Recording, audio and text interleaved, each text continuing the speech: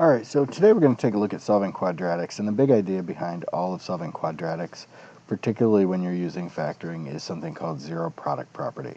And what this says is that if you have two things multiplied together and the product is zero, alright, so if I know I have something, let me get a marker here, something times something else equals zero. No matter what, one of the two of these has to be zero. All right, there's really no other choice. If I put a 5 here, it's got to be a 0 there. All right, that's the only way the product could be 0. If I put 1/3 here, I'd have to put 0 here so that the product is 0. So we lean on this idea that if we have two things multiplied together that equal 0, one of the two, if either one of the two are 0, then we have a solution. All right. So there's a few worked out examples on this page that kind of take you through. And this first one here, we're going to go ahead with this when the leading coefficient's 1. We're going to use our shortcut, so we want to find things that multiply to C and add to B. So multiply to -12, add to 4. That would be a 6 and a -2. So we have x plus 6 and x minus 2. All right, so x plus 6 equals 0 and x minus 2 equals 0. All right, subtract the 6 over, so x equals -6. Add the 2 over, x equals 2. And we get this solution using zero product property because we have two factors. If either one of the factors is 0, the product is 0. Now, we can do the same thing in a split middle term perspective.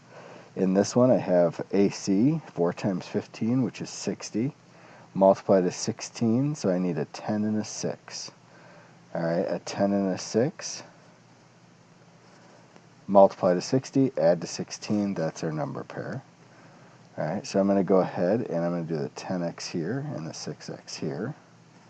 All right, when I factor, I can factor a 2x out of this first one, and I'm left with a 2x plus 5. 3 out of the second half, and I'm left with a 2x plus 5. All right, pull the 2x plus 5 out, and I'm left with a 2x in the first spot, a 3 in the second spot, and I have my two factors.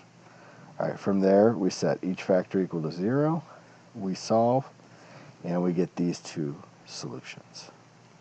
All right, so when we solve by factoring, we're really leaning on zero product property a lot. So let's look at three quick examples here. All right, so this first one, I have a leading coefficient of 1, so I'm going to use those techniques. So I'm going to have an x in the first spot of each. Then I'm going to ask myself what multiplies to -9 and adds to 8. So 9 and -1 would be my options. So x plus 9, x minus 1.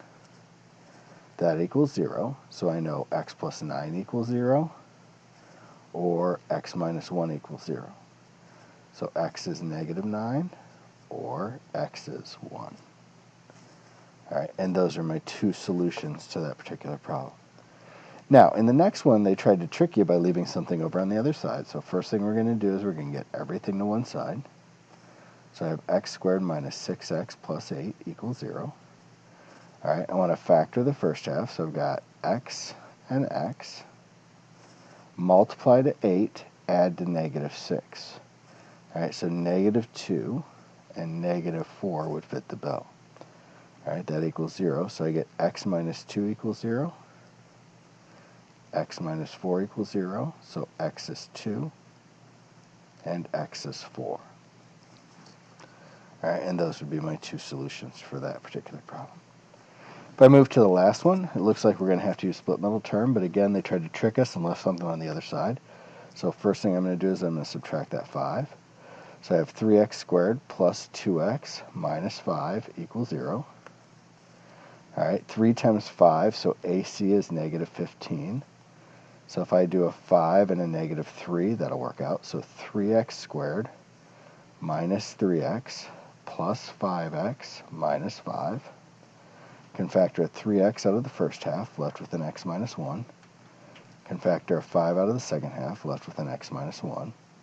So I have a 3x plus 5 times an x minus 1.